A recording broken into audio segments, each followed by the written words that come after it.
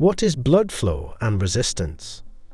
Blood flow actually refers to the movement of blood through the circulatory system, or it is the movement of blood through the arteries, then arterioles, then capillaries, then venules, and then lastly through veins back into the heart.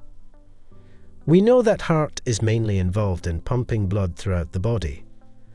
Let's look at the summary of the flow of blood inside the circulatory or cardiovascular system. Start with the systemic veins, through which the heart gets the deoxygenated blood coming from all parts of the body in its right atrium. From the right atrium, this deoxygenated blood enters the right ventricle, and from there it enters the pulmonary circulation, where it moves towards the lungs for oxygenation by the pulmonary arteries. Now, once it gets oxygenated, it moves back towards the heart by pulmonary veins into the left atrium, from where it moves to the left ventricle, and then move towards the rest of the body through different branches of the aorta or systemic arteries. So, this was a complete picture of blood flow. Now, one might be thinking, what is the driving force for this blood flow? Well, to understand that, and before going into further details of blood flow, we need to look into a few concepts. Here the first one is the velocity of the blood flow. The speed per unit time with which the blood flows inside the vessels is called its velocity or blood velocity. And it can be expressed by this equation, where V is equal to velocity in centimeters per second. Q represents blood flow in milliliters per second. And A is the cross-sectional area in centimeters square. Now from this equation, we get that velocity is directly proportional to the blood flow per unit time. That means more the pumping of blood per unit time by the heart, in other words called cardiac output, the more will be the velocity of the blood flow. But from the same equation we get, velocity is inversely proportional to cross-sectional area. That means the greater the area, the lesser will be the velocity, and thus lesser will be the flow. For example, blood velocity is higher in the aorta because of the small cross-sectional area than in the capillaries that has a largest cross-sectional area as the sum of all capillaries. Second concept to better understand blood flow is resistance. Resistance is defined as the measure of opposition to the flow of blood inside the vessels. Here I'm writing Poiseuille's equation that actually gives factors that change the resistance of blood vessels. Here, R represents resistance, eta for viscosity of blood, L for length of the blood vessel, and the fourth power of R represents a radius of blood vessels. That means resistance is directly proportional to the viscosity of the blood. More the viscosity, the more resistance will be offered. For example, increasing the viscosity of blood by increasing hematocrit will increase resistance and thus decrease blood flow. Also, resistance is directly proportional to the length of the vessels. That shows the more the length, the more will be resistance offered to the flow of blood. But resistance is inversely proportional to the fourth power of the vessel radius. That means if the radius of the vessel will be larger, the resistance will be lesser, and vice versa. Well, this relationship is powerful.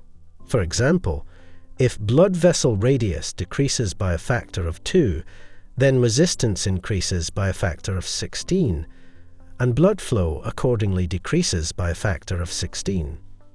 So, to sum it up, what we learned is that resistance is the opposition force offered to the flow of blood. That means if resistance increases, then blood flow decreases. And this resistance is directly proportional to the viscosity of the blood and the length of blood vessels. So, if viscosity increases, or if blood passes a large length of the vessel, it will face high resistance, and ultimately blood flow decreases. But this resistance is inversely proportional to the radius. So if the radius increases, resistance decreases, and thus blood flow increases. This resistance is usually expressed as parallel resistance and series resistance. Parallel resistance is illustrated by the systemic circulation. Each organ is supplied by an artery that branches off the aorta. The total resistance of this parallel arrangement is expressed by this equation, where Ra, Rb, and Ran are the resistances of the renal, hepatic, and other circulations, respectively. Now, this equation actually represents that each artery in parallel receives a fraction of the total blood flow, and so the total resistance is less than the resistance of any of the individual arteries. So, according to this equation, when an artery is added in parallel, the total resistance decreases, and in each parallel artery, the pressure is the same. But series resistance is illustrated by the arrangement of blood vessels within a given organ. Each organ is supplied by a large artery, then smaller arteries, then arterioles, then capillaries, and then veins arranged in series. So, the total resistance offered to the blood flow to that particular organ is the sum of the individual resistances as expressed by this equation. The largest proportion of resistance in this series is contributed by the arterioles, and each blood vessel, for example, the largest artery or set of blood vessels, for example, all of the capillaries, in series receives the same total blood flow. Thus, blood flow through the largest artery is the same as the total blood flow through all of the capillaries. But as blood flows through the series of blood vessels, the pressure decreases.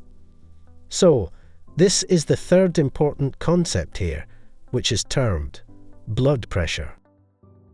During the flow of blood through the vessels, the blood exerts some force per unit area on the walls of the vessels and heart chambers. That is termed as blood pressure. As mentioned earlier, when blood flows through the series of blood vessels, the pressure exerted on the walls of the vessels decreases. And we know that blood flows from high pressure to low pressure.